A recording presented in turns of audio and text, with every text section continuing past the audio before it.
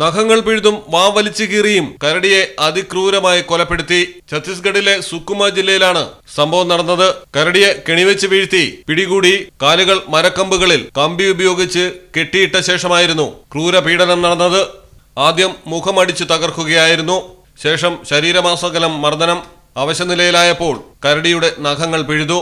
പ്രതികളിൽ ഒരാൾ കരടിയുടെ 2 ചെവികളിൽ ശക്തമായി പിടിച്ചുകൊണ്ടായിരുന്നു ഈ ക്രൂരത അത്രയും നടത്തിയത്. ഒളിവിൽ പോയ 2 പ്രതികൾക്കായുള്ള അന്വേഷണം ഊർജിതമായി തുടരുന്നു. 10,000 രൂപയാണ് ഇവരെ കണ്ടെത്തുന്നവർക്ക് വനം വകുപ്പ് പ്രഖ്യാപിച്ചിരിക്കുന്നത്. സുക്മ ഫോറസ്റ്റ് ഡിവിഷൻ ഓഫീസറും റേഞ്ച് ഓഫീസറും ചേർന്ന് സംയുക്ത സംഘം രൂപീകരിച്ചാണ് ഗ്രാമവാസികളായ യുവാക്കൾക്കായി അന്വേഷണം തുടരുന്നത്. ഇത്തരം കുറ്റകൃത്യങ്ങൾക്ക് 2 വർഷം വരെയാണ് ജയിൽ ശിക്ഷ.